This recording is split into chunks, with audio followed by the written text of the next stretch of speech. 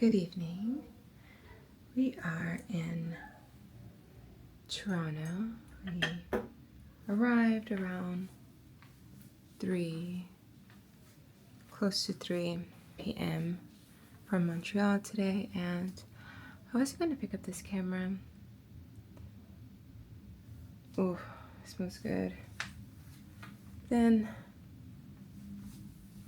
the reason I did is because I put on my check-in request for foam pillows, and as I was making that coffee, I had a knock on the door, and I was a bit frustrated because I was like, turning down service already came, and sometimes I just don't feel like talking to anyone.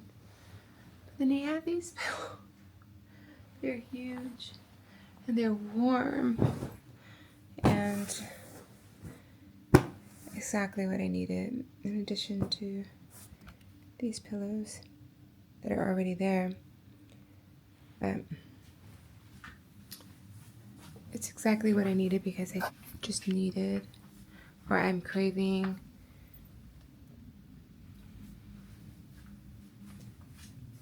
care. I'm craving consideration. I'm craving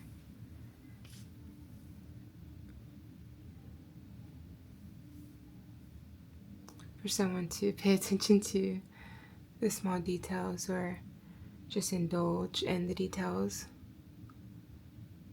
So it's really nice that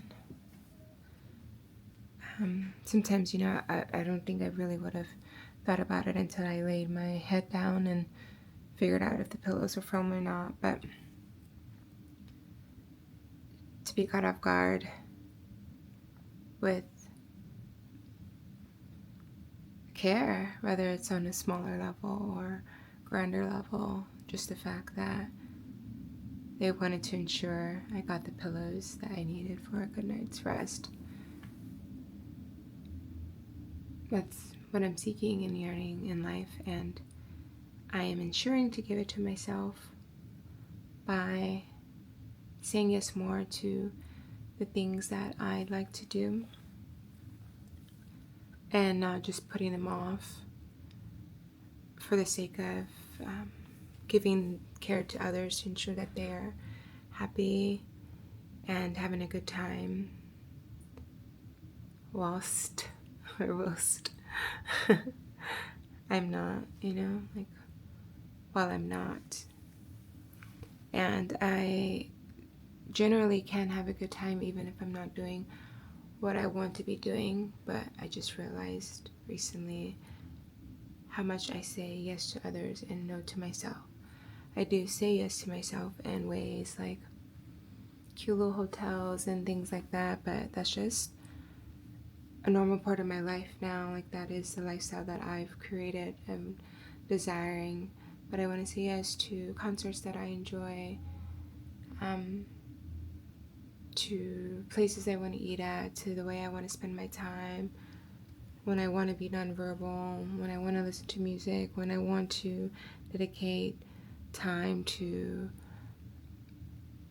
French studies or running. I just don't want to put things that I want or desire to do on the back burner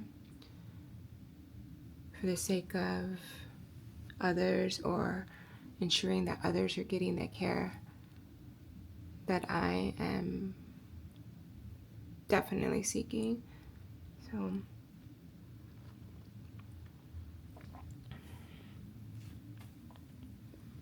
it's a light coffee, a light roast. I save the stronger ones for the morning because I'm sure this is like my 4th cup and it is late, but I think I'm going to go down to dinner or have a late dinner, and it's 8:47 right now, so it is my bedtime. But the night is young in Toronto, and the show keep me stimulated. But yeah, so I'm gonna put this down while I chat so I don't focus on not spilling it. I just noticed like that is what is getting to me. And as he knocked on the door, I was kind of sitting in that disgust is the word I'm going to use, that I don't have that right now, and that I've not created that in my life. I go after everything that I desire, and that is something that I put on the back burner. And I was just sitting here thinking like, damn, I like to be cared for in certain ways. And the gentleman knocked on the door, brought me those pillows. So maybe God is listening to all my bickering that I've been doing about not having that type of care in my life, not creating it, not demanding it, not seeking it, not going after it. So here's to not doing that anymore. You know, whether the way I go about it makes me a bitch, and I use that word because I do believe the times that I've demanded that care getting my way, that bitch word is thrown around or something similar to it, you know, and I back down from that, and I don't care to be a nice girl anymore. I'm very kind and thoughtful and loving and generous, and I think that's enough. I don't need to be nice or try to only be nice. I think it's misleading, and I don't want to be the reason for that. We can always get upset at those around us for not giving us or for treating us a certain way, but ultimately we have to look at ourselves, just shift the perspective just a bit and see like, what am I doing or what could I be doing to cause that? And I have done that. I shifted my perspective, and I recognize that I have been being too nice or misleading others by showing up as that person who overextends themselves for the sake of giving care because it's something that I desire. And by doing that, I come off as if I don't need that,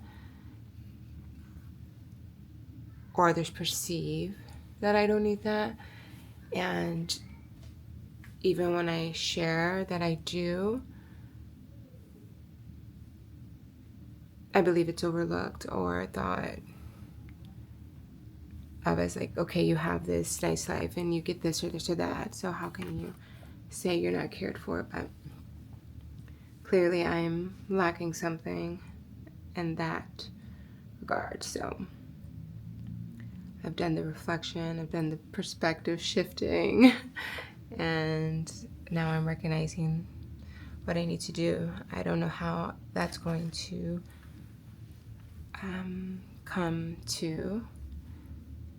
Like, I don't know how I'm going to embody the person who isn't so nice and the person who demands, desires, craves care, consideration, and getting her way. I'm not sure how that's going to come forward, but I know that the other way isn't serving me or those around me, because they are going to constantly fail to meet me where I need to be at if I do not change my tune. So that is where we're at in the middle of the year. I just had a birthday, my 38th birthday. I'm in that now. We left year 37 and we are entering, we're at the beginning of year 38, and this is one of the ways that we're honoring our growth, our next year, our next level of life, by demanding care. You got to create that balance of in every aspect, in every domain of your life. You've got to find a balance that suits you, and the places that you're not happy, you're not feeling fulfilled, you got to dig deep in there and see, all right, what could I be doing differently? And it usually shows up in your, in my experience, although this is obviously about my experience, but it typically shows up in your interpersonal relationships, the arguments, feeling drained, feeling whatever, feeling cheated. If any of those kind of negative things come up, it's something that you could be doing to alter that. And yes, in a perfect world, people will see you and do what you'd like for them to do to you, but this world isn't perfect, and maybe one day I will have that in my life where someone sees how I see the people around me and what they need without really having to explain too much. Maybe I'll attract more people in my life that speaks my language. I think that's a better way to put it. But until then, I have to embody that being, that vibration, in order to attract that. So until then, this is what I'm being called to do, being pulled to do. And I'm good with that. But yeah, just a knock on the door, some warm foam pillows that we're not going to get to lay on yet because we still have makeup on and we need to go out to dinner. But I'm going to finish having this coffee while it gets cold. It's before it gets completely cold, and then get on to my day. And I'm glad I'm having this little powwow or talk session so I can stop bickering about these things and feeling sorry for myself about these things. Although I do believe sometimes we need to bicker and vent in order to come to a solution. At least I do. Typically my venting or ranting or disappointment, my upset, is to solve something, not to just get stuck in it. And if I do notice I'm stuck in it, I do some deep diving. So it's nearly 9 o'clock. Coming live from the One Hotel in Toronto. Bazaar Kitty.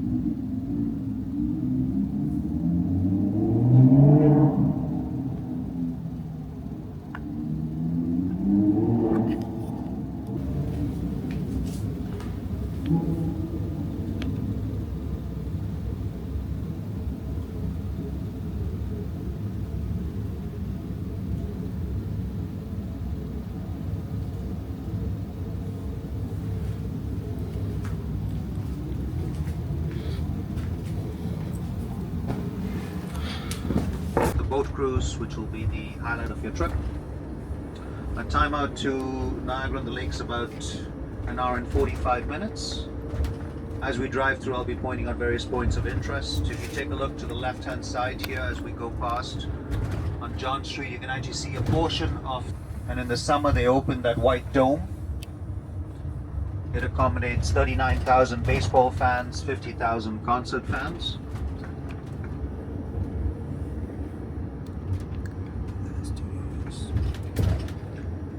My name's Peter, I'll be your guide today. Driving us to the Niagara region is Danny.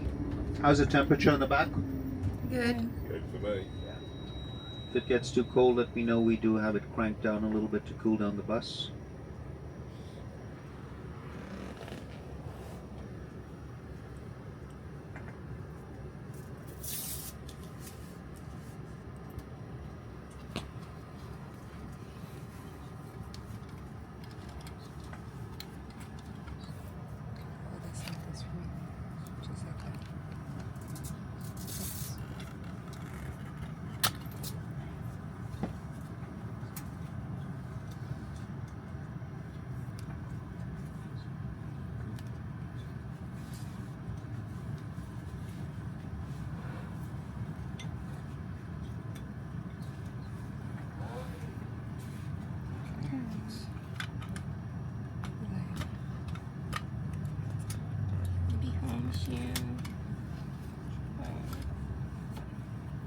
I guess that's where I'm the couch. Oh, you didn't. I keep it this way. This is not a flashlight, guy. Oh, that mist is coming off the falls.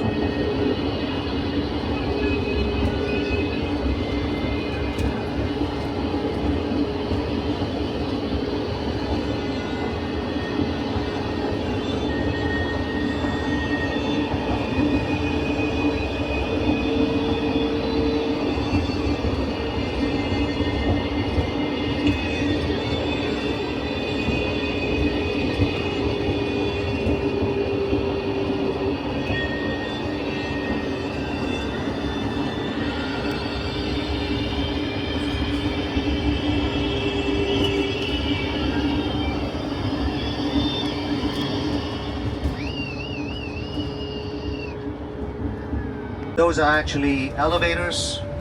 That's a lift bridge. And those elevators on either side, those two towers, actually use a pulley system to lower and raise the bridge. So all the traffic from this bridge would actually end up on that bridge. So if you look out to the left-hand side, you can actually see the city of Toronto behind. You can actually see the CN Tower. So that's where we've actually started from. And we've come around the lake. Now in the town of Hamilton, which is waterfalls. There are over 100 active waterfalls in the city of Hamilton.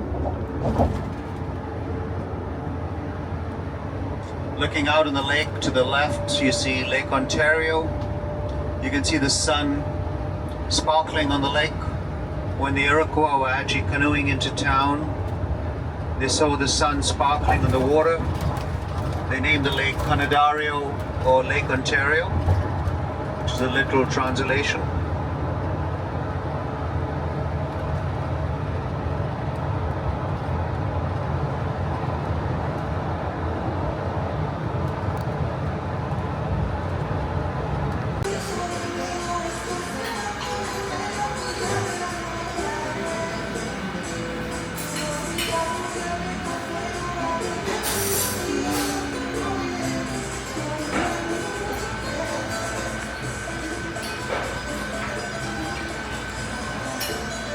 Sometimes it's weird. After like little cocoa, lime, frozen treat.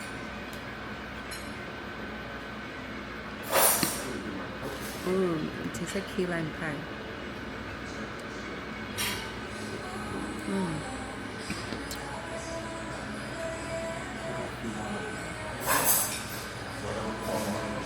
This Mexican restaurant in Niagara.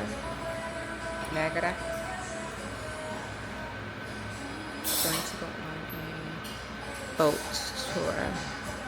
And I'm gonna go now because copyright. Here's our nachos. Chicken. And they say this hot sauce is really spicy. We will see. I'll let you guys know. Oh, and we got some rice and beans. We gotta eat quick. Bye. Wait. Oh, I definitely thought they were coming in here.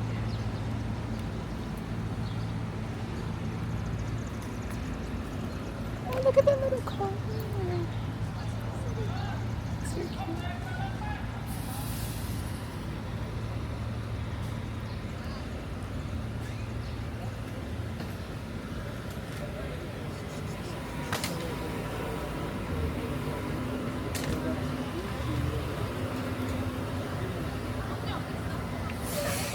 You want to do fudge, or you want to do ice cream, or coffee? Like pastry, what? Oh, sorry.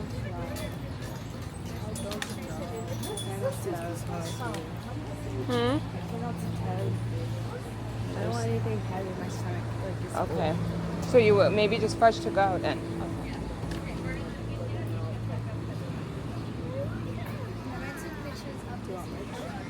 No, we don't really. Maybe, but I want to get the fudge first. Like that's my goal here. Hmm? I am.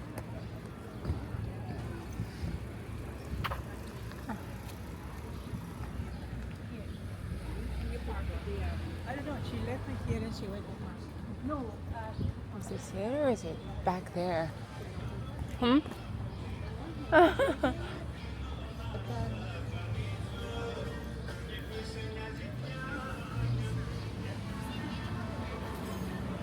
Maybe it's here.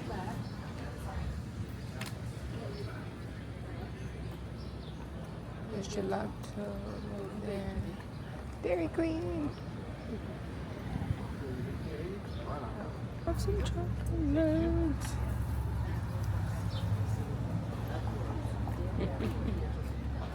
The star. I know, right? So cute.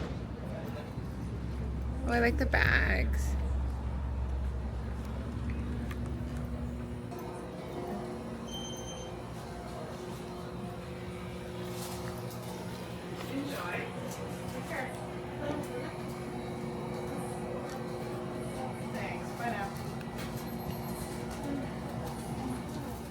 Who told me to scoot all the way in? No, my thing has zoomed all the way in.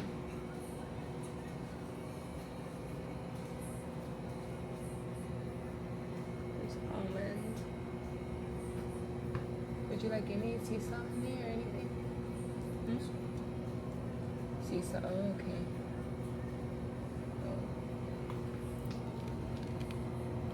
May I ask, was the NSA almond? What? Yeah, of course. So NSA, that's our no sugar added. Oh. Okay, thank you.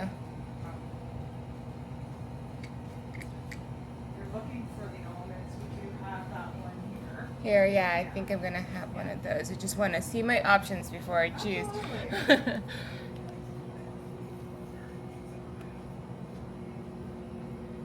Oh, here we go.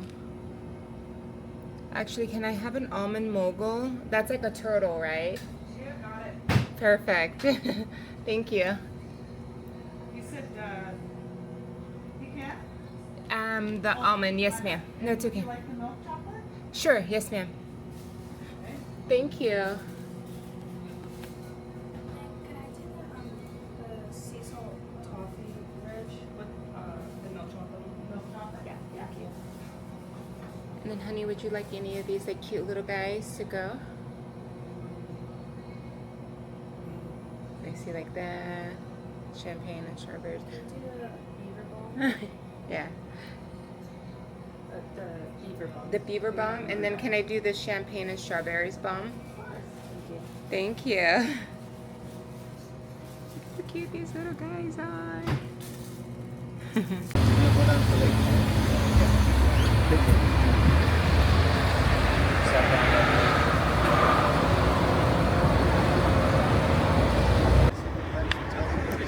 I'm talking about it, go down there. It's like, oh, well, you like 3 weeks they were closed. Everybody was disappointed. That's the place packed. Like, you've got to go there. That and like Gouge ice cream or whatever. It's like you've got to really go there. Definitely the place to go. If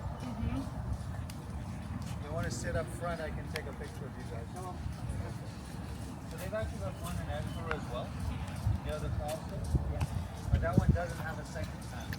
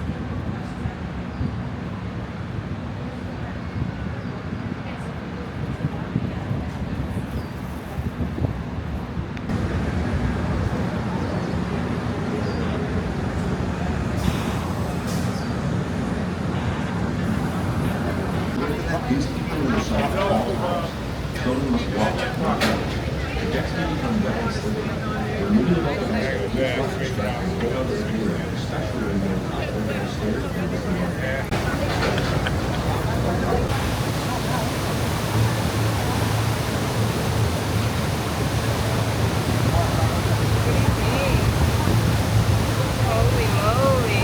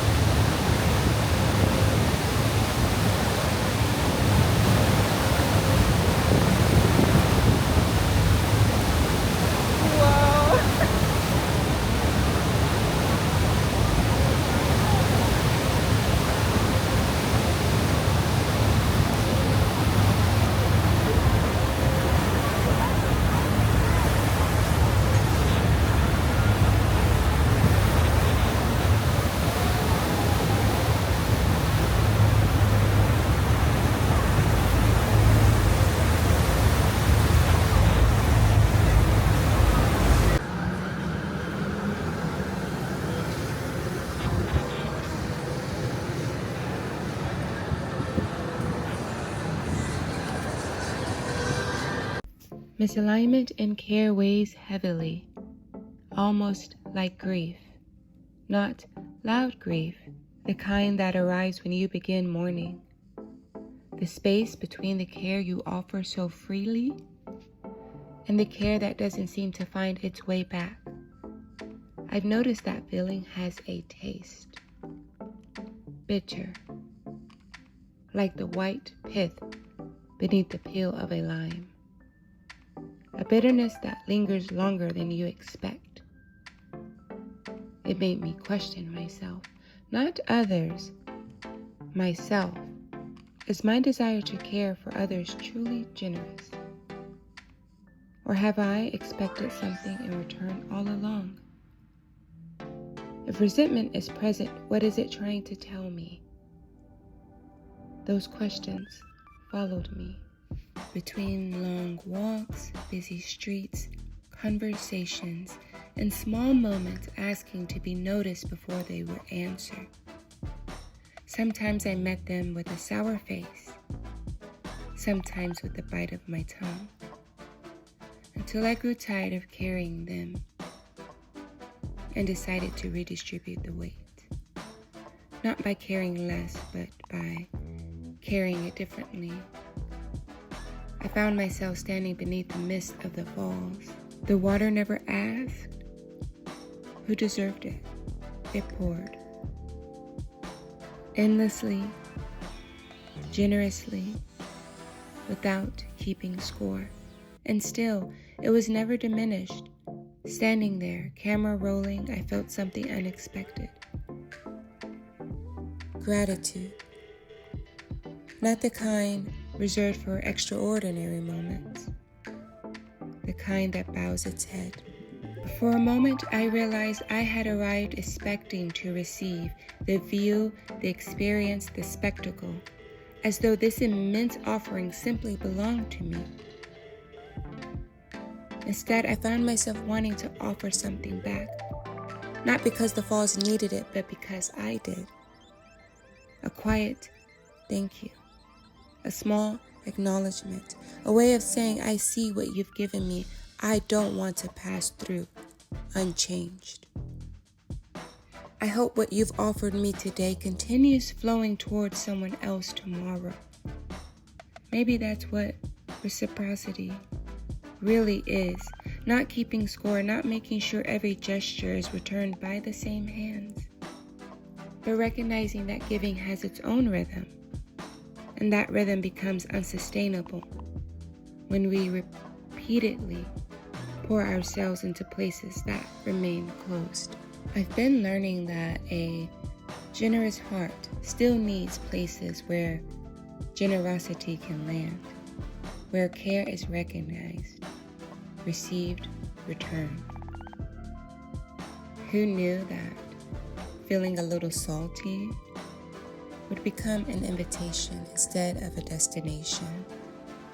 That bitterness wasn't asking me to harden, it was asking me to rebalance, to seek relationships where care moves in more than one direction, to let generosity remain generous, to let gratitude soften what resentment could not.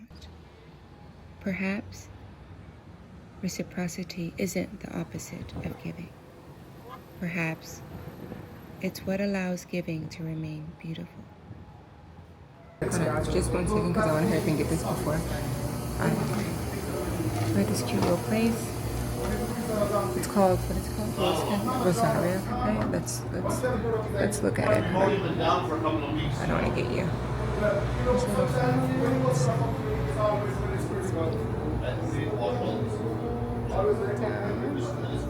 An iced latte.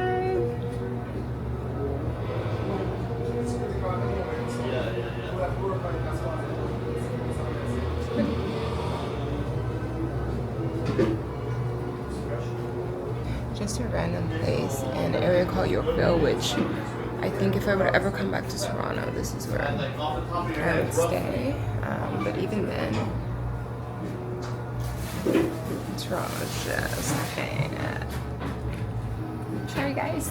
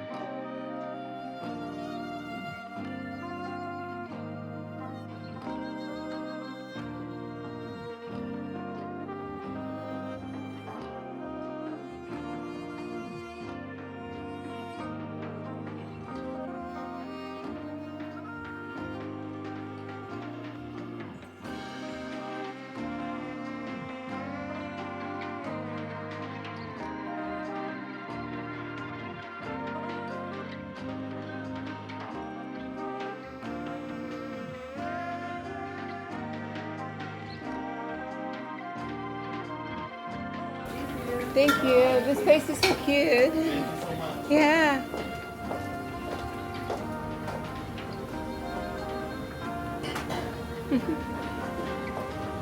It's me, a little princess.